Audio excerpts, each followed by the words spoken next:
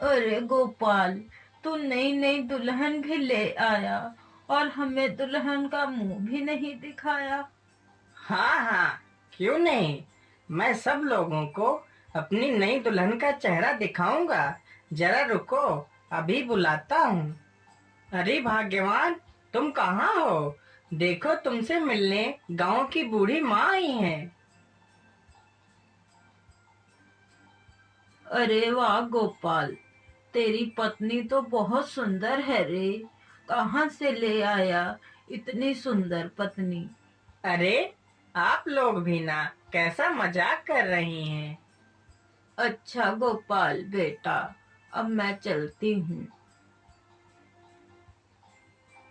गोपाल पंडित इतनी सुंदर पत्नी पाकर बहुत ही खुश था। सुंदर पत्नी मिलने के चक्कर में उसने अपना काम धंधा भी बंद कर दिया था। वह दिन भर सिर्फ और सिर्फ अपनी पंडिताइन को ही देखता रहता था और पंडिताइन अपने पंडित को देखती रहती थी। इसी प्रकार कई दिन गुजर जाते हैं।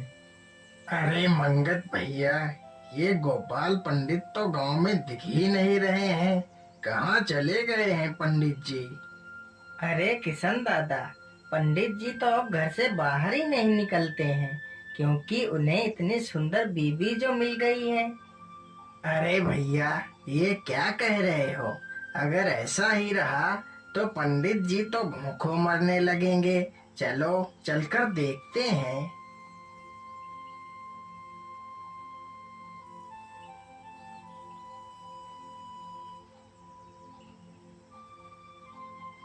अरे बाप रे बाप, ये पंडित तो अपनी पंडिताइन को देखने के लिए अपनी पलक तक नहीं झपका रहा है। हाँ हाँ, जरा उधर भी तो देखो, पंडिताइन भी कुछ कम नहीं है। अरे सुनो, हमें इसकी खबर राजा को देनी ही पड़ेगी, नहीं तो ये दोनों ऐसे ही भूखे मर जाएंगे।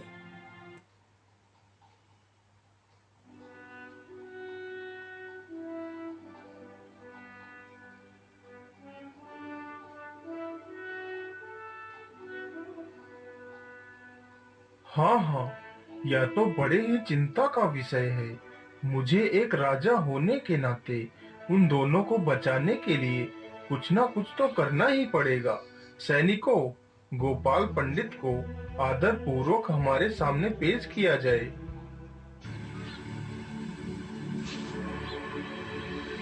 महाराज, आपने हमें याद किया।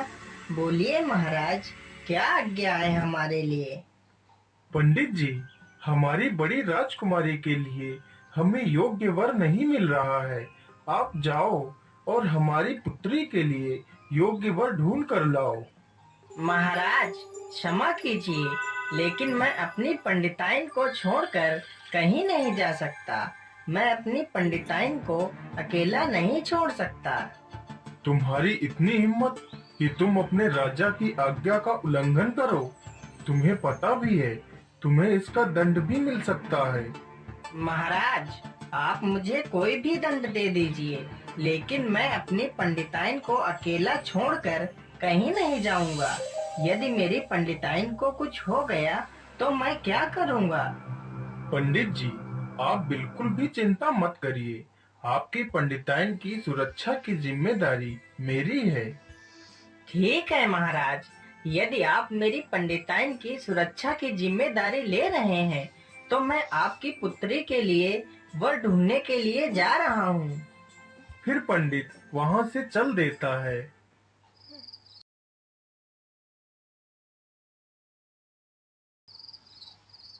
बचाओ बचाओ, इधर भागो, जल्दी।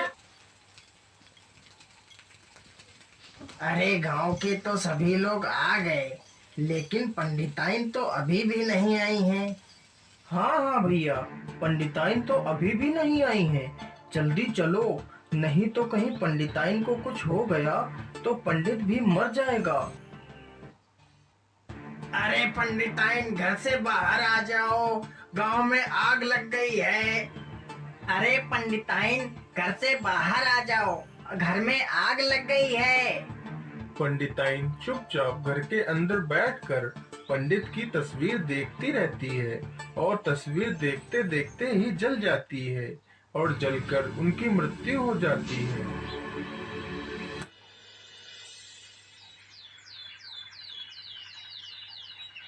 पता नहीं मेरी पंडिताइन कैसी होंगी।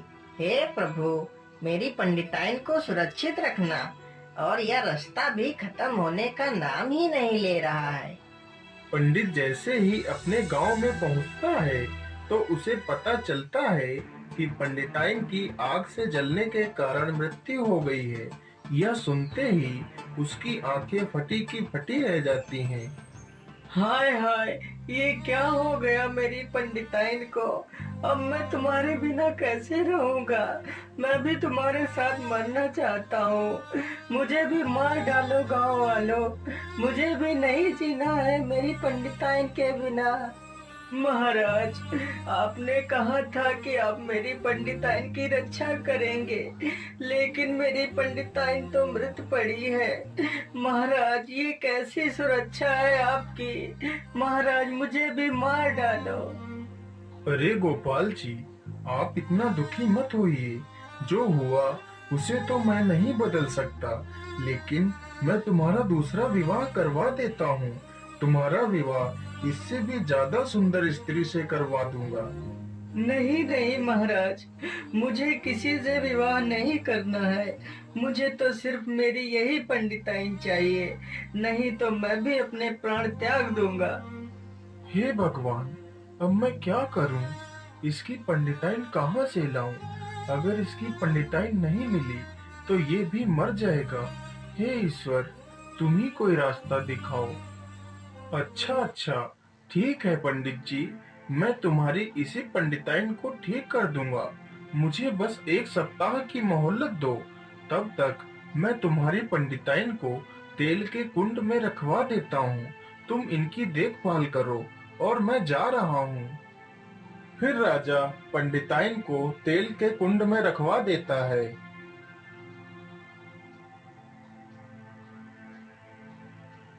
राजा अपने घोड़े पर सवार होकर निकल पड़ता है। राजा चलते चलते एक गांव के पास से गुजरता है। माँ जी, उधर देखिए, वो आ गए। अरे बेटी, तुम इतना शोर क्यों मचा रही हो? कौन आ गया है? माँ जी, आपका बेटा आ गया है। उधर देखो, उस घोड़े पे जो सवार है वही तो है आपका बेटा। हाँ बेटी, तुम ठीक कह रही हो। यह तो मेरा ही लाल है। बेटा, तूने आने में इतना समय क्यों लगा दिया? तेरी माँ तो तेरे वियोग में रो रो कर अंधी हो गई है और तू अब आया है। बेटा, तूने बहुत रुलाया है हम दोनों को। अब मैं तुझे कहीं नहीं जाने दूंगी। अरे माता जी, आप कौन हो और आपने इस प्रकार मेरा रास्ता क्यों रोका हुआ है? कौन है आपका बेटा? अच्छा बेटा, तो तू अब अपनी बूढ़ी माँ को भी भूल गया है। नहीं माता, आपको जरूर कोई गलतफहमी हो गई है। मैं आपका बेटा नहीं हूँ। मैं तो राजा विक्रमादित्य हूँ। क्षमा कीजिए महाराज, मेरी आंखें तुम्हें देखकर धोखा खा गईं। मेरा पुत्र भी हूबहू तुम्हारी शक्ल का ही था। लेकिन माँ जी, आपका बेटा कहाँ है? बताइए मुझे। महाराज, मेरा एक ही पुत्र है और यह औरत उसकी पत्नी है। मेरा पुत्र कलिंग राज्य के राजा के यहाँ नौकरी करता है। मेरे पुत्र को गए 12 वर्ष हो गए हैं, लेकिन वह अभी तक वापस नहीं आया है। मैं रो रो कर अंधी हो गई हूँ। रोज पुकारती हूँ अपने बेटे को, लेकिन वह नहीं आता महाराज। अब आप ही कोई मदद करो मेरी। माँ जी, आप बिल्कुल भी चिंता ना करिए। मैं आपसे वादा करता हूँ कि आपका बेटा मैं जल्द ही वापस ले आऊंगा। फिर राजा वहाँ से निकल पड़ता है राजा चलते चलते उसी राज्य में पहुंच जाता है जहां उस बूढ़ी माँ का बेटा नौकरी करता था। उस बूढ़ी माँ का बेटा राजा के शयन पलंग की सुरक्षा करता था। तुम्हारा नाम किशन है ना? हाँ हाँ, मैं किशन हूँ। लेकिन आप कौन हो और आपको मेरा नाम कैसे पता है? आप तो हूबहू मेरी शक्ल के लग रहे हो। हाँ मित्र, मैं हूबहू तुम्हारी शक्ल का ही हूँ। आज मैं तुम्हारी बूढ़ी माँ और तुम्हारी बेसहारा पत्नी से मिलकर आ रहा हूँ। वो लोग तुम्हारी याद में रो रो कर पागल हो गई हैं। तुम ऐसा करो, अपनी माँ और अपनी पत्नी से मिलकर आ जाओ। तब तक मैं तुम्हारी जगह पर नौकरी कर रहा हूँ। नहीं नहीं, मैं अपनी नौकरी छोड़कर कहीं नहीं जा सकता। तुम मेरे साथ चालाकी कर रहे हो ताकि तुम मेरी नौकरी ले लो। नहीं मित्र, मैं तुमसे कोई चालाकी नहीं कर रहा हूँ और ना ही मुझे तुम्हारी नौकरी चाहिए। तुम जाओ और अपनी बूढ़ी माँ और पत्नी से मिलकर आ जाओ, फिर अपनी नौकरी कर लेना। फिर राजा अपने कपड़े उसे दे देता है और उसके कपड़े खुद ले लेता है। अच्छा ठीक है मित्र, मैं चलता हूँ। तुम अपना ख्याल रखना। इतना बोलकर वह लड़का वहां से चला जाता है। राजा सुबह होते ही थाली भर भर कर लोगों को सोना चांदी हीरे जवाहरात दान करने लगता है। अरे वाह, ये राजा तो बहुत बड़ा दानी है। मैं तो इसे बड़ा क्रूर समझ रहा था, लेकिन यह तो कितना महान है। लेकिन यह इतना सारा धन लाता कहाँ से है?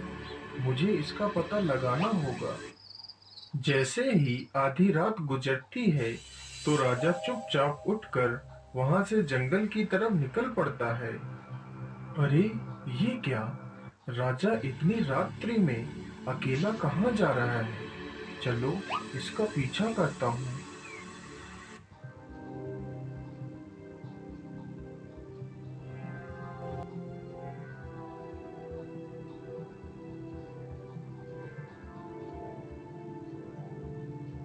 राजा जंगल में एक गुफा में शैतान की पूजा करता है। राजा एक बड़ी कढ़ाई में तेल गरम करता है। जब तेल पूरी तरह खौलने लगता है तो राजा उसी में कूद पड़ता है। जब राजा तेल में पूरी तरह भुन जाता है तो वहां पर एक शैतान प्रकट होता है और राजा के मांस को खाने लगता है। यह सारी घटना राजा छिपकर गुफा में देख रहा था। जब शैतान का पेट पूरी तरह भर जाता है तो शैतान अपनी बोतल से थोड़ा सा जल निकालकर राजा के ऊपर छिड़क देता है तो राजा जीवित हो जाता है। फिर शैतान अपने पास रखी झोली को हिलाने लगता है तो झोली से सोने चांदी की असरफियां और हीरे जवाहरात गिरने लगते हैं। फिर राजा सारे खजाने को समेट लेता है और वहां से चला जाता है। अरे ये क्या? तो राजा यहाँ से खजाना ले जाता है। यदि राजा अपना मांस इस शैतान को ऐसे ही खिलाता है तो शैतान इतना प्रसन्न हो जाता है। यदि राजा अपने शरीर पर नमक मिर्च और मसाले का लेप लगाकर तेल में कूदे तो यह शैतान और भी ज्यादा प्रसन्न हो जाएगा। अगले ही दिन जैसे ही आधी रात होती है तो विक्रमादित्य अपने दूतों का आवाहन करता है। प्रणाम महाराज, आपने हमें याद किया। बोलिए, हमारे लिए क्या आदेश है? हे दूतों, तुम आज इस राजा को नींद से जागने मत देना। जब तक मैं ना कहूँ तब तक इसकी नींद खुलनी नहीं चाहिए। ठीक है महाराज, जैसी आपकी आज्ञा। आप निश्चिंत होकर अपने कार्य के लिए जाइए, हम इसे देखते हैं। राजा विक्रमादित्य अपने पूरे शरीर पर नमक मिर्च और मसालों का लेप करता है और खौलते हुए तेल में कूद पड़ता है। जैसे ही शैतान को सारे मिर्च मसालों की खुशबू पहुंचती है तो वह जाग जाता है।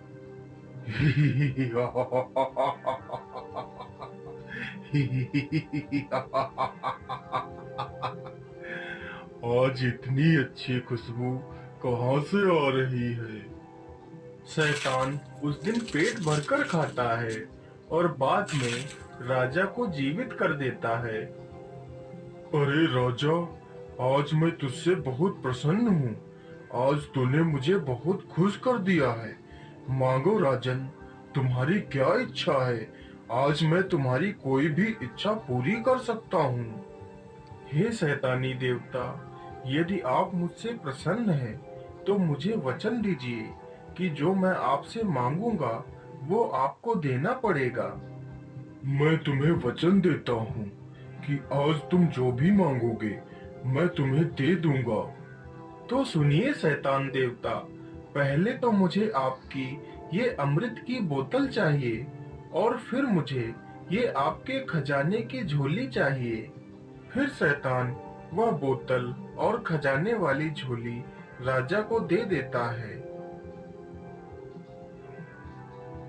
हे शैतान के देवता, अब तुम इस स्थान को छोड़कर किसी दूसरे स्थान पर चले जाओ और वापस कभी मत आना। फिर शैतान वहां से चला जाता है तो राजा वहां की भट्ठी तोड़ देता है और शैतान की मूर्ति गिरा देता है। फिर राजा वहां से चला जाता है। अरे दूतों, अब तुम लोग यहाँ से जा सकते हो। जैसे ही दूत वहां से जाते हैं तभी राजा की नींद खुल जाती है। अरे अरे, इतनी रात हो गई और मैं सोता ही रहा। अरे चलो चलो, नहीं तो शैतान नाराज हो जाएगा। फिर राजा जल्दी जल्दी से गुफा की तरफ चला जाता है। अरे ये क्या हो गया? यहाँ तो किसी ने तोड़ फोड़ मचाई है और शैतान की मूर्ति भी गिरा दी है, मेरी भट्ठी भी तोड़ दी है। अब क्या होगा? अब मैं दान कहाँ से लाऊंगा? हे भगवान, मैं अपनी प्रजा को क्या मुंह दिखाऊंगा? फिर राजा निराश होकर वहां से वापस चला जाता है।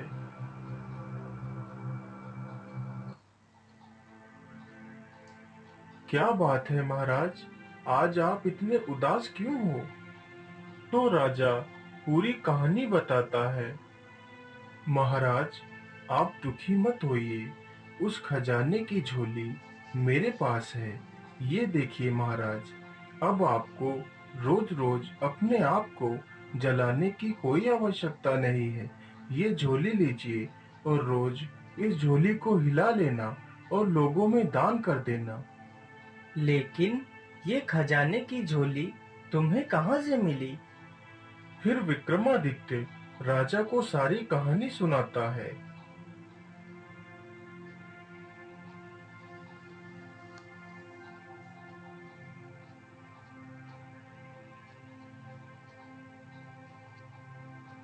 हे महाराज, आप इतने बड़े राजा होकर भी हमारे यहाँ नौकरी कर रहे हैं। मैं आपका ये एहसान कभी नहीं चुका सकता महाराज, कभी नहीं। महाराज, बस आप मुझे जल्दी से स्वतंत्र कर दीजिए, मैं अपने राज्य वापस जाना चाहता हूँ। फिर राजा वहां से निकल पड़ता है और उस लड़के को अपने साथ ले लेता है। राजा विक्रमादित्य अपने राज्य पहुंच जाता है। सैनिकों, पंडिताइन को तेल से बाहर निकालिए। फिर राजा उसी बोतल का अमृत पंडिताइन के ऊपर डालता है तो पंडिताइन फिर से जीवित हो जाती है। तो पंडित पंडिताइन अपने घर वापस चले जाते हैं। फिर राजा उस लड़के को अपना मंत्री बना देता है और राजा अपना कार्यभार संभालने लगता है।